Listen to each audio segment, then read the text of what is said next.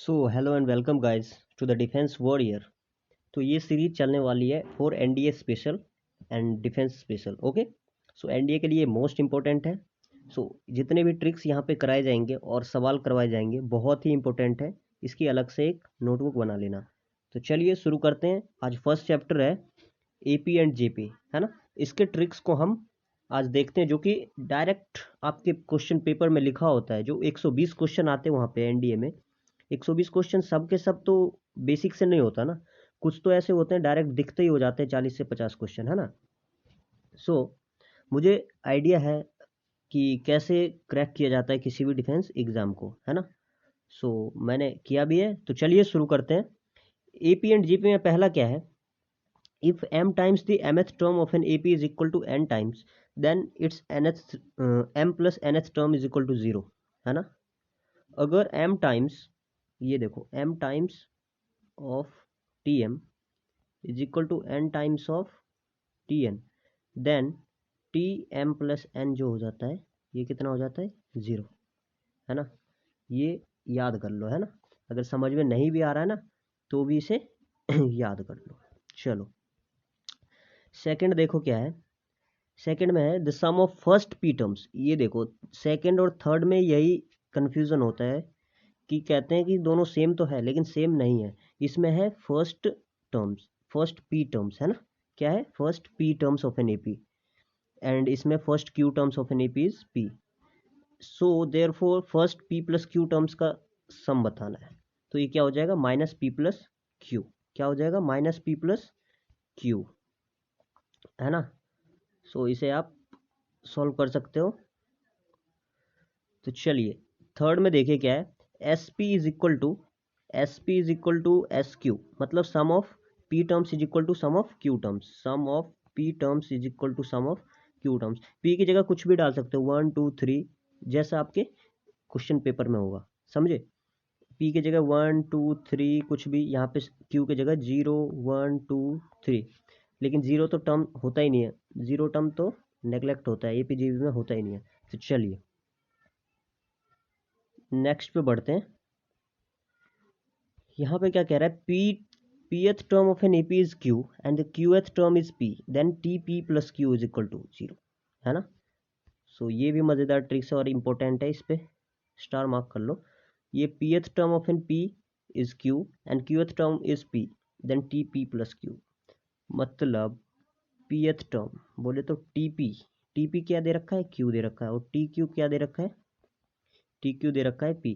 तो आपसे क्वेश्चन में ये पेपर में ये पूछ सकता है, टी पी प्लस क्यू बताओ, मतलब what is the term of T P plus Q, है ना। P plus Q th term बताओ क्या होगा।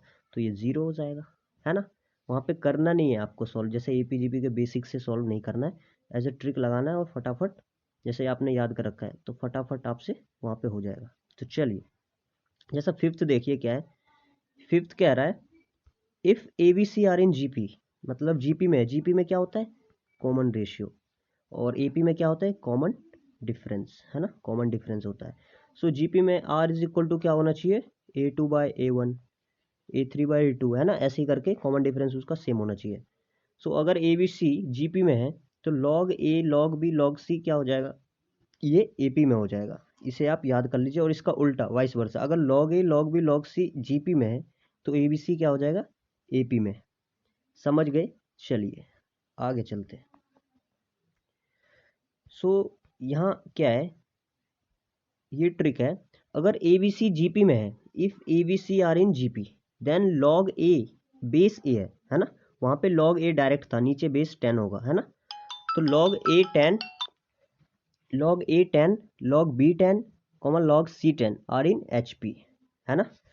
अगर वो ए बी सी जी पी में है, so log base A log base B log base C, ये सारे क्या हो जाएंगे, ये एच पी में हो जाएंगे, और इसका वाइस वर्सा उल्टा हो जाएगा।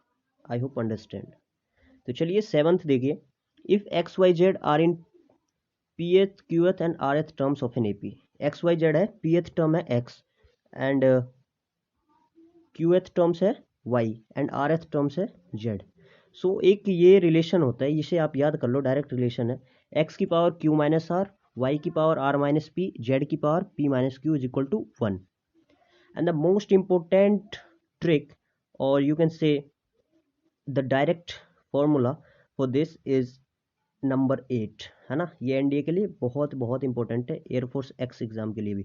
तो चलिए, जैसा कि यहाँ पे दिख रहा है, if A N plus one plus B N plus one upon A N plus B N is A M. A M means arithmetic mean.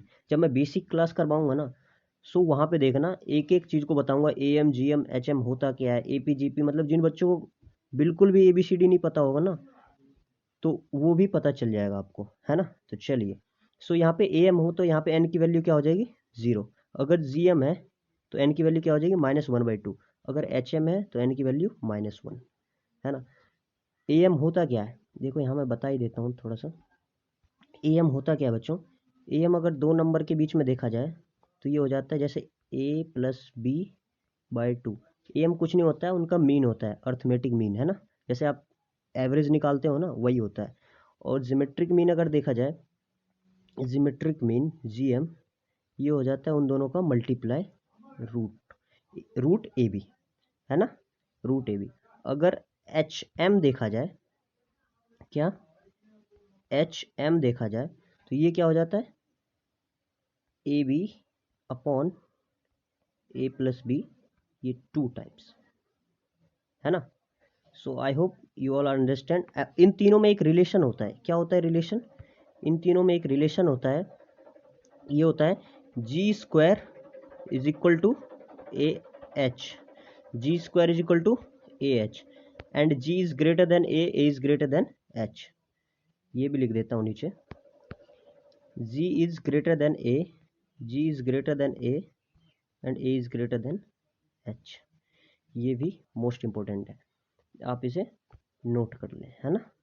और इसकी पीडीएफ को मैं टेलीग्राम पे शेयर कर दूंगा, है ना। डिफेंस वॉरियर चैनल पे आप ज्वाइन कर लें और वहाँ से सारे पीडीएफ को देख लिया करें, आपके लिए यूज़फुल होगा। जो यहाँ पे पढ़ाता हूँ वो सेम वहाँ पे मिल जाएगा।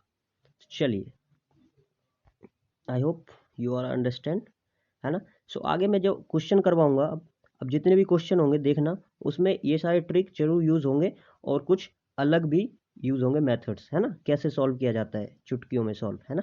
चलिए।